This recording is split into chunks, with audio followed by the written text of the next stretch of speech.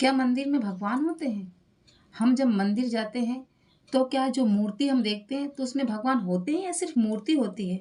हमें ऐसा लगता है कि उसमें भगवान होंगे और हम मंदिर जाते हैं, लाखों लोगों की भीड़ सुबह शाम लगती रहती है। तो भगवान से मिलने जाते हैं या मूर्ति से मिलने जाते हैं? कुछ लोग का कहना है वो सिर्फ मूर्ति हैं। अगर आप ऐसा सोचते हैं तो आप अपने जीवन की सबसे बड़ी गलती, अपना बहुमूल्य समय बर्बाद कर रहे हैं। दोस्तों नमस्ते, मैं हूँ नीलम। एक सच्ची घटना, एक ऐसे प्रसंग के साथ आपके सामने उपस्थित हूँ क्योंकि ये हमारे अयोध्या का प्रसंग है। और अयोध्या के जो बाबा थे वो बिहारी जी को अपना छोटा भाई समझते थे। बड़ा भाई होने के नाते वो सारी बातें अपने छोटे भाई से करते थे। वो इस तरह से बातें करते थे, उन्हें नहीं लगता था कि ये मंदिर में भगवान है, ये मूर्ति है, मैं इनसे बात कर रहा हूँ, ये सुनते हैं कि नहीं सुनते। वो भगवान को अपना छोटा भाई समझते थे। इस प्रकार से उनसे बात करते थे कि अरे तुझे कुछ दिक्कत हो तो मेरे पास दौड़े चले आना, कोई बात हो सिर्फ मुझसे बताना, किसी से बताना नहीं। ऐसे बात करते थे, लगता था कि हाँ ये पूरी बात इनकी सुनते हैं और समझते हैं। कुछ इस तरह से बात करते थे बिहारी जी से। कुछ समय बीतता गया। हुआ यूं कि वहाँ बिहारी जी के मंदिर में जो गोस्वामी थे जो सेवा करते थे, गोस्वामी जो बिहारी जी की सेवा में दिन रात तत्पर रहते थे, उनके पुत्र को हुई भयंकर बीमारी। भयंकर बीमारी क्या, उसे इस प्रकार की खुजली वाली बीमारी हुई कि उसे दिन रात उसका कटना मुश्किल था। वो इस तरह तड़पने लगा, परेशान होने लगा कि उसे कुछ समझ में नहीं आया। तो वहाँ के जो गोस्वामी थे वो उन्हें वैद्य के पास अपने बेटे को लेकर गए। वैद्य ने कहा ये बहुत जल्दी ठीक हो जाएगा, मैं कुछ जड़ी बूटियां देता हूँ, दवा देता हूँ, तो मिला के आप इसे इसका लेप लगा दीजिए। वैद्य ने दवाई दी और दवाई में क्या दिया, एक दवाई जो मिक्स जड़ी बूटियों की दी, उसमें एक दवाई थी नीला थोथा। दोस्तों नीला थोथा एक प्रकार का जहर होता है। तो जहर इतना भयंकर वो होता है, यदि उसे सिर्फ ऐसे ही दे दिया जाए किसी को तो मृत्यु निश्चित है। वैद्य ने जब गोस्वामी के बेटे को ये जब दवाई दी कि जाओ इसे खिला देना, जड़ी बूटियों के साथ नीला तोता मिक्स करके दिया और कहा जाओ इसे खिला देना। तो गोस्वामी जो है वो साधारण सा, उसे क्या पता था ये नीला तोता है, उसके बारे में, उस दवाइयों के बारे में उसे जानकारी नहीं थी। वो सीधे स्वभाव लेकर आ गया। उसने क्या क्या, रात्रि में नीले तोते को पानी में भिगो के रख दिया और वहां रखा जहाँ पे कनक बिहारी मंदिर में बिहारी जी की सेवा का सारा सामग्री रखा हुआ था। वहीं रखी हुई थी मिश्री बिहारी जी की। और नीला थोथा और मिश्री का कलर सफेद ही होता है दोस्तों। तो उसे अंधेरे में कुछ समझ में नहीं आया। उसने क्या किया, जब बिहारी जी को दूध देना था तो नीले थोथे, उसे समझ में नहीं आया, उसने अंधेरे में क्या किया, मिश्री की जगह नीले थोथे थोथे को डाल दिया उस दूध में और जाके बिहारी जी को पिला दिया। उसने ऐसा जानबूझ के नहीं किया, उसे गलतीवश ऐसा हो गया क्योंकि अंधेरा था, उसे समझ में नहीं आया।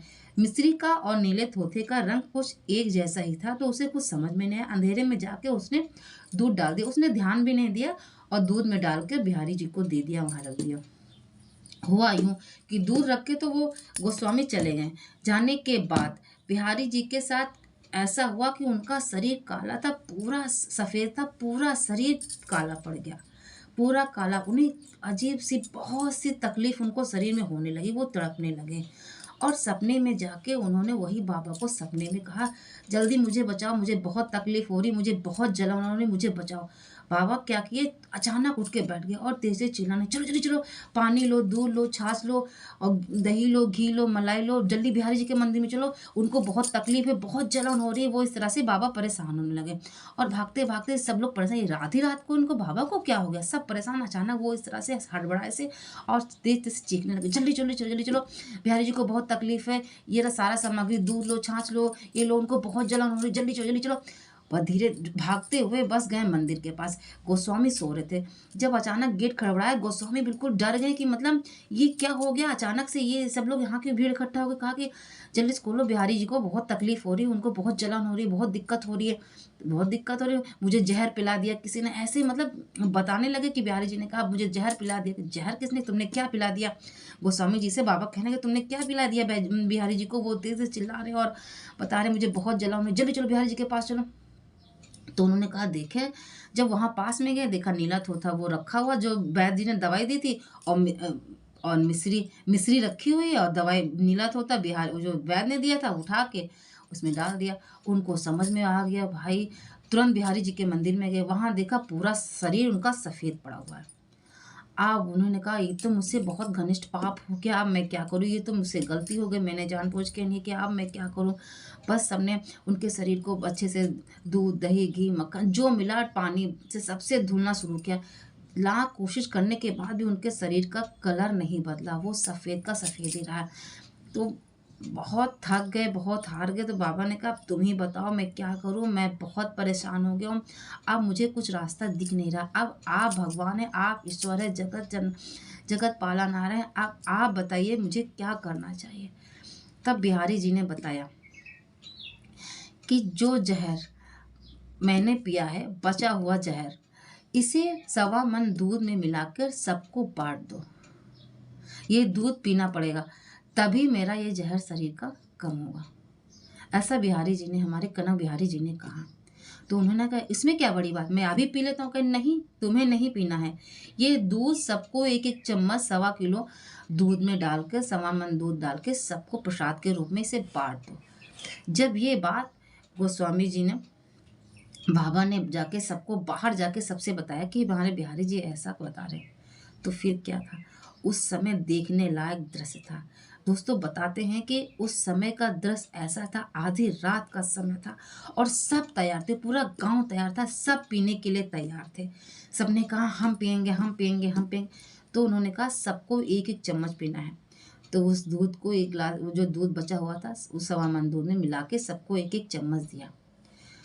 जैसे जैसे सब लोग दूध पीने लगे, उनका शरीर बिल्कुल वैसे ही सफ होने लगा, ठीक होने लगा, काला होने लगा। दोस्तों ये सत्य घटना।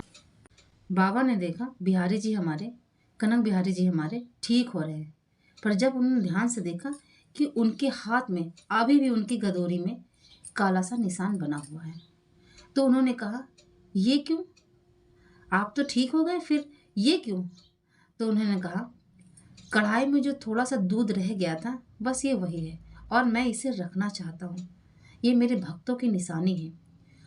और आज भी अयोध्या में उस जगह मेहंदी लगाई जाती है। दोस्तों ये अयोध्या के कनक बिहारी मंदिर की सत्य घटना है। आप यदि अयोध्या जाएं तो हमारे बिहारी कनक बिहारी मंदिर में जरूर जाएं। बिहारी जी का ही स्वरूप वहाँ पे कनक बिहारी मंदिर है और ये सत्य घटना है। आज भी यदि पुराने लोग वहाँ पर हैं और उन्हें कहानी उनसे आप पूछेंगे तो ये सत्य घटना आपको जरूर बताएंगे। ये सत्य घटना हमारे कनक बिहारी मंदिर जी की है। तो आप कनक बिहारी मंदिर में, हमारे ठाकुर जी के मंदिर में जाएं या किसी भी मंदिर में जाएं, तो वहाँ मूर्ति नहीं होती, साक्षात नारायण होते हैं, भगवान होते हैं, जिनका विग्रह होता है साक्षात वहाँ होते हैं, वो उनका घर होता है। ये हमारी सोच है कि हम उतना नहीं सोच पाते हैं और हम भटकते रहते हैं, क्योंकि यदि हमारी श्रद्धा, हमारी सच्ची लगन, आस्था सत्य है तो भगवान सदैव होते हैं, हमारे मन में है। हम जहाँ देखते हैं वहाँ भगवान है। पर ठाकुर जी